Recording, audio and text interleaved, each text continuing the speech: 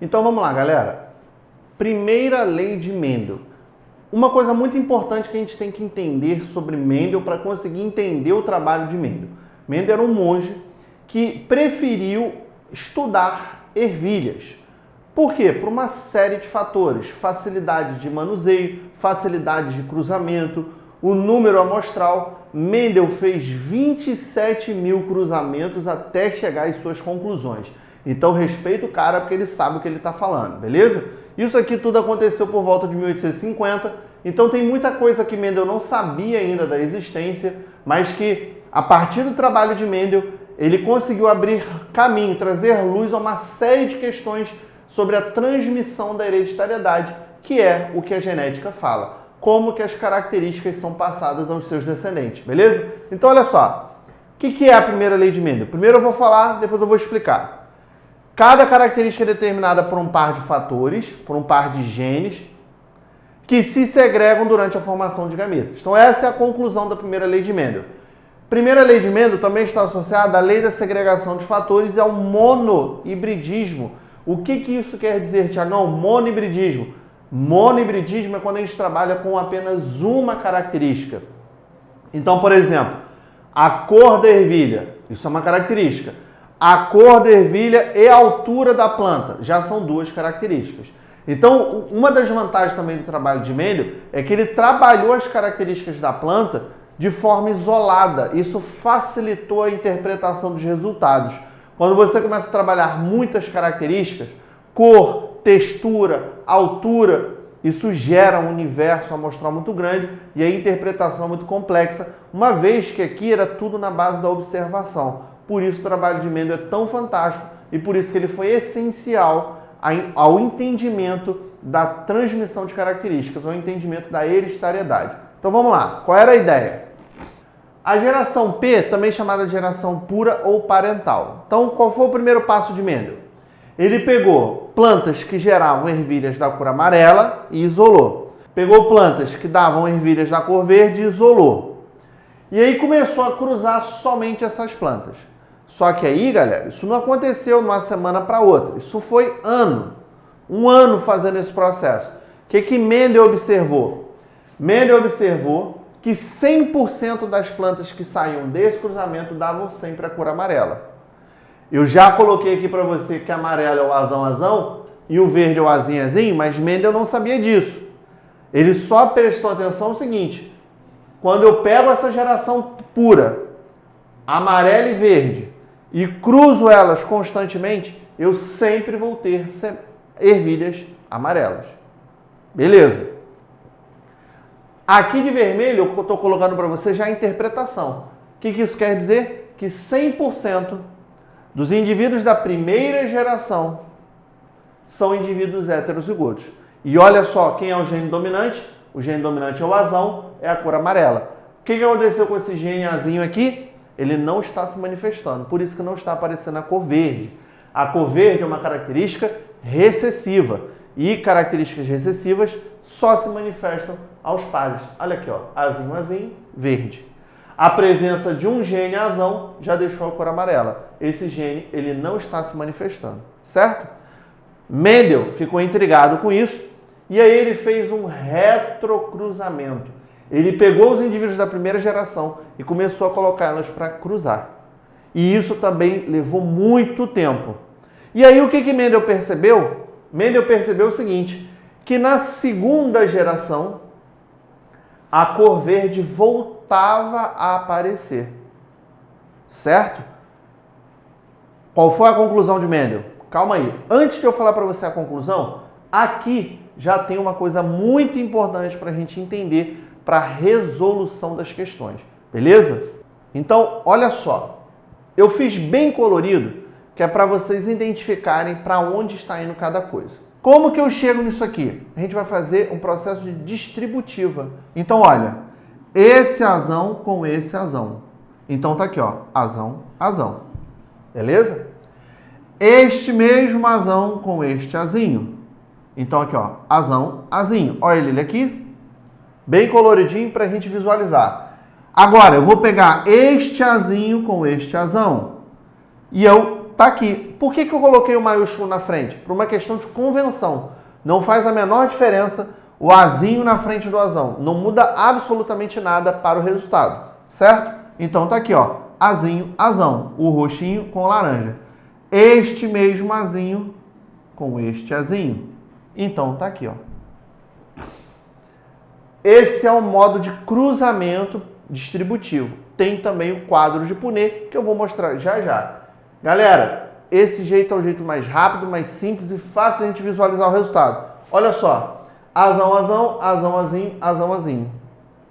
Azinho, azinho. Qual é a característica dominante? Amarelo, porque é o gene dominante. Então, essa ervilha é amarela, essa é amarela, essa é amarela. Então, quantos amarelos eu tenho? 1, 2, 3. Para um verde. Povo lindo, essa é a proporção do cruzamento de heterozigotos na primeira lei de Mendel. Esse valor não muda nunca. Se for primeira lei de Mendel clássica, que é isso aqui que a gente está vendo, a proporção de cruzamento de heterozigotos sempre será 3 para 1. O que é esse 3 para 1? 3 dominantes para 1 recessivo. Certo? Isso é importantíssimo. Então, olha as conclusões para a gente entender a primeira lei. Cada característica é determinada por um par de genes, um masculino e um feminino. Então, Mendel já tinha entendido, nesse processo de cruzamento, que a característica é determinada por um par de genes. Está aqui, ó, azão, azinho. Um gene vinha da planta macho, do masculino, o outro gene vinha do feminino. Como que ele chega a essa conclusão? Por causa desse verde aqui, ó. Na primeira geração, a característica verde tinha desaparecido, mas o gene não desapareceu. Como ele sabia que não desapareceu? Porque quando ele fez o autocruzamento, a característica voltou a aparecer. Então o gene estava lá, escondidinho. Ele só não conseguia se manifestar. Por que ele não conseguia se manifestar? Porque era uma característica recessiva, certo? Quando os genes são diferentes, apenas um se manifesta. Tá aqui, ó, apenas o dominante se manifesta. Beleza? Quando os genes são diferentes, apenas um deles se manifesta. Quem se manifesta? O dominante. Por isso, aqui na primeira geração, todo mundo é amarelo, porque só esse genezinho dominante está se manifestando. Os genes se separam na formação dos gametas. Isso está estampado aqui, ó. Esses genes dessa planta aqui se separaram e voltaram a se encontrar. Esse cruzamento, galera, está mostrando exatamente isso.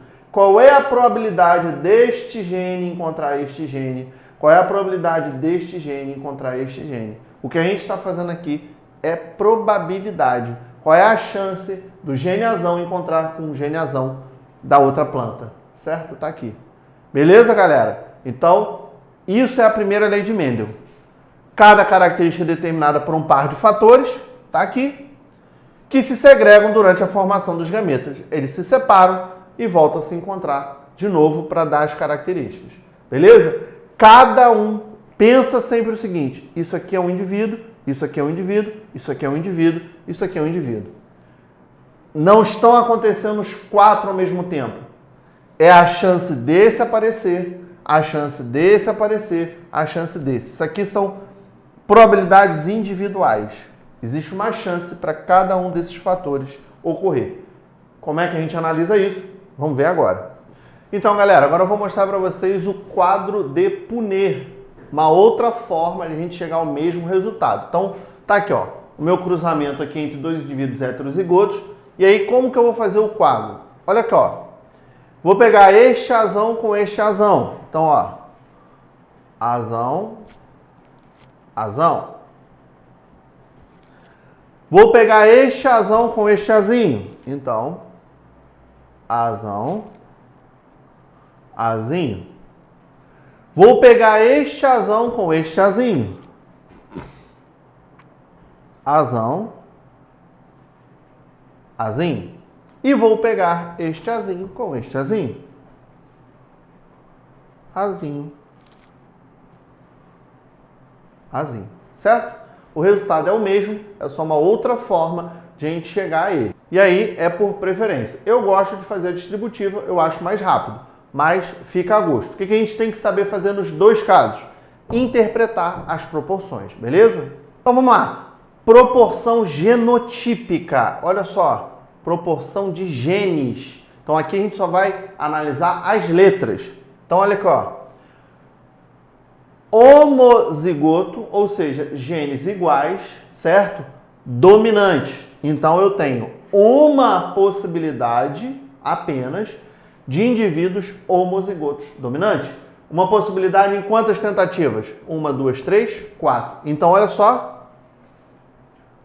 1/4 homozigoto dominante. Então, uma chance em 4 de indivíduos homozigotos dominantes, certo? Vamos aqui.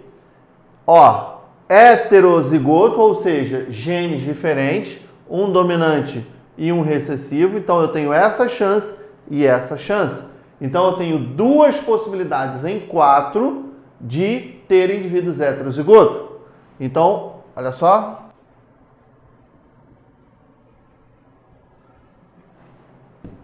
E por que eu representei 1/2? Porque eu simplifiquei a fração. 2/4, 1/2 de indivíduos heterozigotos. Beleza? E aqui, uma possibilidade apenas de indivíduos homozigoto recessivo. Homozigoto de genes iguais, recessivo, letra minúscula. Então, vamos lá. 1/4 homozigoto recessivo.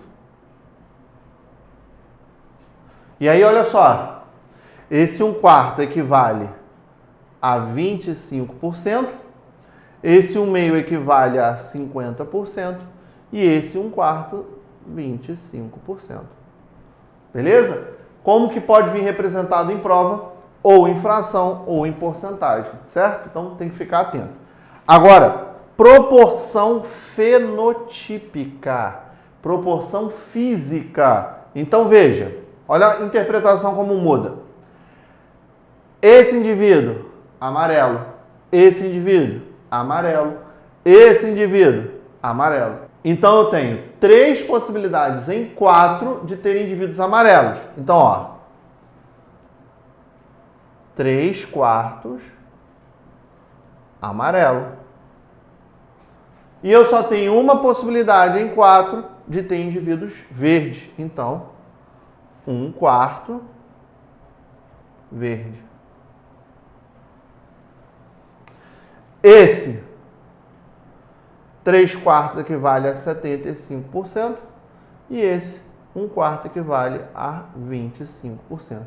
Daí a minha proporção 3/1. Certo? Beleza? Isso é muito importante. Fica atento. Vamos lá.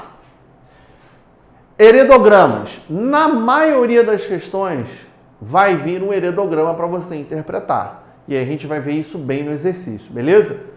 Ou vai vir uma história que você tem que prestar atenção em retirar os elementos, ou vem na forma de heredograma. E o que é um heredograma? É a forma de eu representar a estrutura lá da questão, as famílias, os cruzamentos, os descendentes, beleza?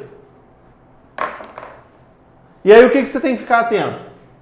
Quadrado representa o macho, o masculino. A bolinha, a fêmea. Losango, sexo indeterminado. O que isso quer dizer? Criança em genética não tem sexo.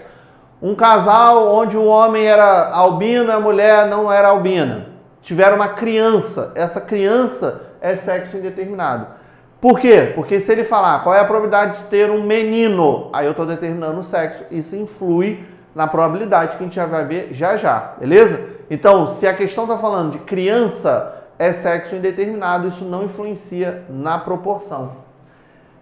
Quando você tiver pintadinho assim, ele é portador de característica. E aí lembre-se, não é o fato de ser positivo ou negativo, é a característica, certo? Ligado assim indica cruzamento ou casamento. Ligado com 2 barrinhas significa cruzamento entre consanguíneos. Questões, às vezes, que envolve cruzamento entre primos. É um cruzamento entre consanguíneos. O que isso influencia? influencia de repente numa probabilidade. O resto não vai mudar nada. Quando você estiver ligado assim dessa forma, você tem gêmeos monozigóticos. Aqui eu representei só o macho, mas eu posso ter duas bolinhas iguais, certo? Isso é gêmeo monozigótico. E aqui eu tenho gêmeos dizigóticos, ou seja, gêmeos idênticos e gêmeos que não são idênticos, beleza? Probabilidade aplicada à genética. E aí é a parte que fica maravilhosa. Por quê? Eu vou aplicar a matemática para explicar qual é a chance de determinado evento ocorrer. E aí, galera, aqui não é para a gente extrair, vou aplicar tudo que eu peguei em matemática e probabilidade e vou trazer para a genética. Toma muito cuidado com isso, que nem sempre isso vai dar certo, porque aqui tem um fator interpretação, tem uma série de condições para a gente chegar. Duas regras são muito importantes, a regra do E ou a regra do OU. O que isso quer dizer? Quando os eventos ocorrem ao mesmo tempo, eu vou multiplicar esses eventos. Então, aqui um exemplo bem genérico. Imagina uma história lá qualquer, e aí a questão dizia assim, qual é a probabilidade de ter uma menina do tipo sanguíneo O? Observa que aqui eu quero duas coisas ao mesmo tempo. Eu quero uma menina e que também seja do grupo sanguíneo O. Então, essas duas probabilidades, uma de ela ser menina e a chance dela ser do grupo sanguíneo O, elas teriam que ser multiplicadas, certo? E aí eu vou ter o meu resultado. Regra do E, eu quero as coisas ao mesmo tempo. Uma menina E do grupo sanguíneo O, uma menina E normal. Então, quando você vai tendo esses eventos todos ocorrendo ao mesmo tempo, você vai multiplicar, beleza? Regra do OU, quando os eventos ocorrem de forma separada. Então, tá lá a história toda e aí chega lá. Qual é a probabilidade de eu ter um menino albino ou uma menina sem o albinismo? Observa que agora mudou. Eu não quero um menino albino e uma menina não albina. Eu quero um menino ou uma menina que não seja albina. Então são duas coisas diferentes, mas pode ser uma coisa ou a outra. E aí o que vai acontecer? Eu vou pegar a probabilidade do menino albino e vou somar a probabilidade de ter uma menina que não seja albina, certo? Então uma coisa ou a outra. O que eu vou fazer? Eu vou somar. Quando for uma coisa e a outra, eu vou multiplicar. Tranquilo, galera? Isso é muito tranquilo. A gente vai para o exercício que isso vai ficar bem tranquilo. Beleza? Não se esqueça sempre, resumos, mapa mental aqui é fundamental, ajuda muito. A gente tem informação de forma bem prática. Não abra mão disso. E lembre-se, teoria mais exercício. Beleza? Eu vou ficando por aqui. Até a próxima. Fui!